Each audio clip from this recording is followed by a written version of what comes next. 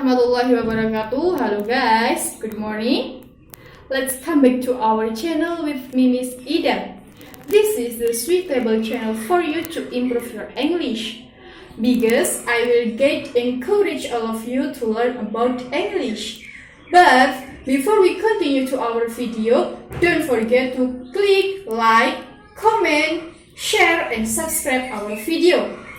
Nah, pada kesempatan kali ini kita akan membahas tentang part of speech, yaitu noun. Kenapa kita harus belajar tentang noun? Karena noun itu merupakan bagian terpenting dalam suatu kalimat. Dan masih banyak sebagian orang yang bingung, kapan nih kita menggunakan noun yang bentuknya konkret, yang bentuknya singular, atau yang bentuknya pronoun, yang bentuknya plural. Misalnya nih, kemarin saya pernah menjumpai ada orang bilang, saya punya banyak uang, tuh dia mengatakannya I have money. Padahal yang benar adalah I have much money. Oke, so sekarang kita bahas tentang noun. Kita mulai dari definisinya dulu. Noun is a word which is used to the name of place, people, thing, emotion, or animal. Jadi yang disebut dengan noun itu adalah merupakan kata benda yang digunakan untuk menunjukkan orang, binatang, tempat, emosi, atau benda. Misalnya nih, saya bilang chair, father, Indonesia, happiness. Itu semuanya merupakan contoh dari noun. Nah, kemudian noun sendiri dibagi menjadi dua, yaitu berdasarkan form dan berdasarkan kuantitinya.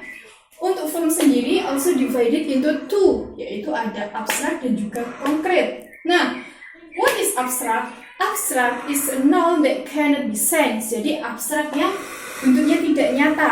Misalnya nih, emotion, feeling, belief, itu merupakan noun yang bentuknya abstrak. Contohnya adalah happiness, love, peach. Apa kita bisa melihat?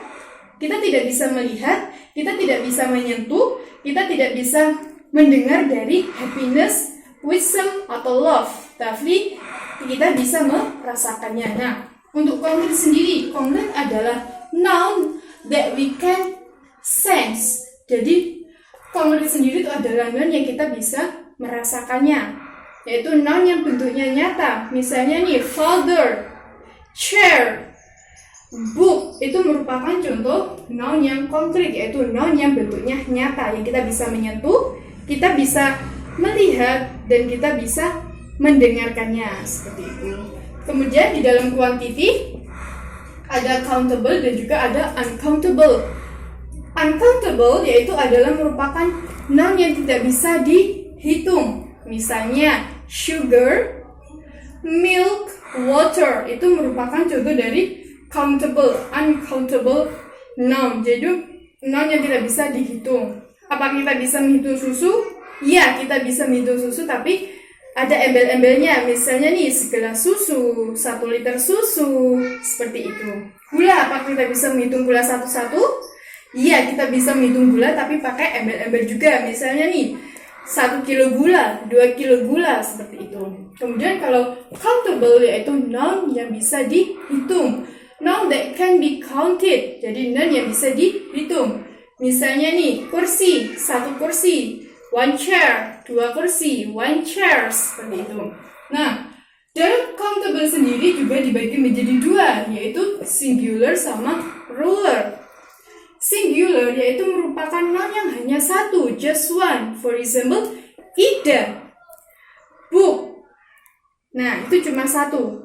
Kemudian plural yaitu merupakan noun yang bentuknya more than one, lebih dari satu. Misalnya nih, books, bags, sisters, father cuma satu ya, brothers, misal seperti itu. Kemudian singular sama plural sendiri dibagi menjadi dua lagi, yaitu ada irregular sama reguler. Apa itu irregular? Nah, irregular adalah noun yang bentuknya tidak beraturan. Misalnya nih, bentuk dari singularnya anak yaitu child, kemudian pluralnya children. Food become tip, food become fat. Nah, kalau yang reguler yaitu adalah merupakan noun yang dia itu bentuknya beraturan, perubahannya. Misal tadi book menjadi books, bag menjadi bags, house menjadi houses. Nah, seperti itu.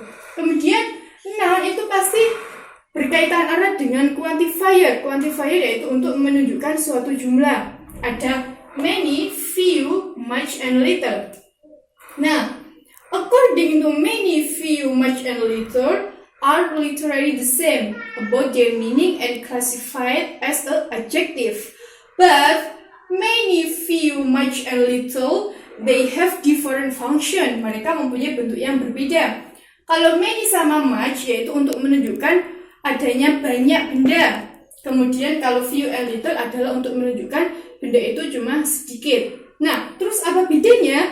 Many sama few yaitu digunakan untuk menunjukkan jumlah benda ketika dia termasuk countable, yaitu benda yang bisa dihitung. Sedangkan much sama little itu adalah merupakan suatu quantifier atau ketentuan untuk menunjukkan jumlah yang dia itu bendanya tidak bisa dihitung. Misal nih, kata many book, many sisters, many brothers, seperti itu. Misalnya few children, few chair, seperti itu. Jadi mereka bisa dihitung. Nah, untuk much sendiri misal kayak much money, much water, much milk, little sugar, little salt. Jadi yang tidak bisa dihitung.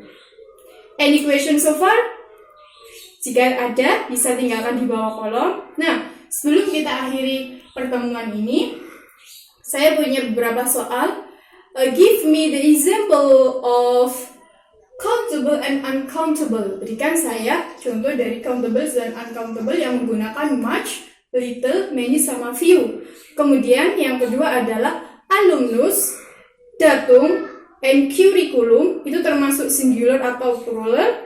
Jika itu adalah singular, pluralnya apa? Jika itu adalah plural, singularnya apa? Oke?